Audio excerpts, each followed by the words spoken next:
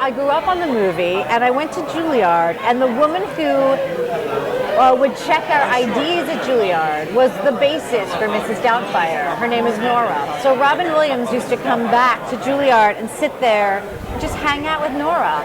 And basically, Nora dressed like that and sounded like that, and it's weird. It's like very much in my world for many, many years. You can't do this to me, Miranda. Tell them this is wrong. Your Honor, once a week isn't enough. I've been with them every day of their life. Look at this. Look, you see us together?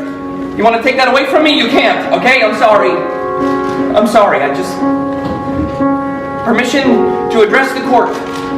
They roll up so fast, and I need to, I've got to, I wanna be there. And by good, I mean something that made me laugh, made me care about the characters. You know, that's all I look for, really, when I read something. Do I believe the writing? Do I care about the characters? That's what happened, and that's why I decided to do it. And we had worked with Kevin on our previous musical, Something Rotten, and we're all anxious to work together again. And so he came to us and said, "What do you think about this?" And we took a look at it. We loved the movie, but mostly we were asking ourselves, is this something that sings? And the answer for us was yes. We met with a lot of directors, and we'd heard all these stories about Jerry, so we were a little intimidated. And when he left, we were like, well, he was great. He was awesome, yeah. And so connected with the material.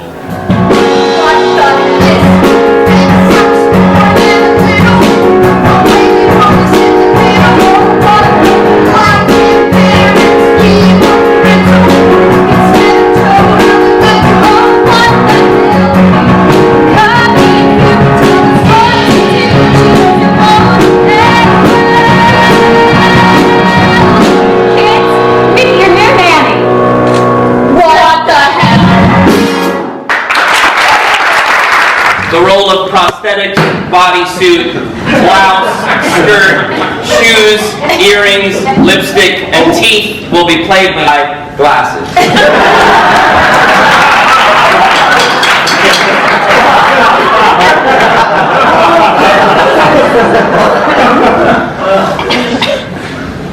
It's strange. I feel like I know you from somewhere. You'll be thinking of Charlize Theron, dear. A lot of people get us mixed up. Little Charlize! Oh, look at you! Let me show you the rest of the house! And it's a credit to our writers and to our director for taking, the source material of the movie, which came from a book, and then now getting to explore it via song and dance. I mean, it's its own thing. Yeah, and I think it's more daunting before you start rehearsal. I think once you get into the rehearsal room, you claim ownership over these roles very, very quickly. I think the fact that they've written such a wonderfully original, exciting score means that, yes, Mrs. Doubtfire should perhaps always have been a musical, because it feels really special. And then you have this book. I would say the toughest nut to crack with the Broadway musical is the libretto, the book scenes. Not here. There is such a depth to that story that people forget. People hear Mrs. Doubtfire and they go, oh, that was so funny. And then whether it be the movie or now the musical, which has really expanded the heart of this story, you're reminded that it was a revolutionary story about redefining family. And it starts with the struggle that those kids are going through. And that is what makes it a great musical. That emotional core wrapped in this farce is why it sings so beautifully. Hey Siri, how do I make a delicious, nutritious meal? Are you looking for a delicious, nutritious meal that's easy to make? Yes, lay it on me. Well, today I'm going to show you how to make chicken fricassee, the roasted summer vegetables. Another super simple recipe. The chicken! The kitchen cheers! Put the chicken on the block, sit upside down and wham! Oh, it's all around the Parsons Road. Have a nose, it doesn't even have a face. Now, the Parsons nose is just another word for the Bible style, which is just a fancy word for chicken. You know what? Chicken breast. Now grab those ribs and a rib. Woo!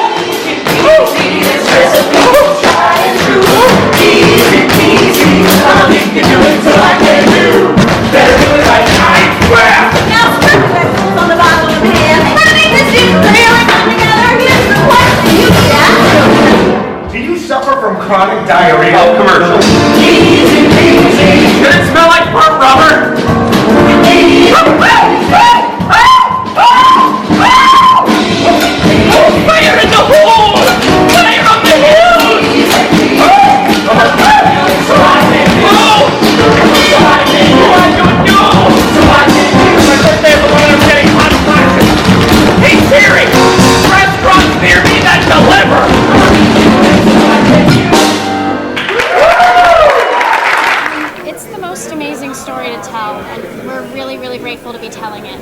Yeah, it's very heartwarming and also very funny and uplifting. I love playing Natalie. I just love doing her role. It's so cool. This is being turned into a musical, that is being turned into a musical. And half the times you roll your eyes and you think, "Oy, does everything have to be a musical? Will it adapt?" This is a story that unquestionably does and is, because the emotions are very high. The emotions are also very universal. This whole idea of family and what will we do to keep our family together. And we are together, voices of reason for him. He comes to us for our help, and we kind of say, hey, this may not be the best idea, but because we love him and we support him and we see how he wants to be with his kids and will do anything for that, we assist him. Also makes you a little nervous because people obviously adore the film. But I think the writers and Jerry and Rob have, dare I say, only enhanced it in this musical version. Mm-hmm. I play the court liaison. It's who the judge assigns to do the home visits for Daniel to make sure that he's getting himself together, keeping him on track, making sure that the home is a suitable and safe place for the children to be. And so I kind of am a fire up underneath him in the show. Yes, and in the second act she has a knockdown, thrilling number. Yeah.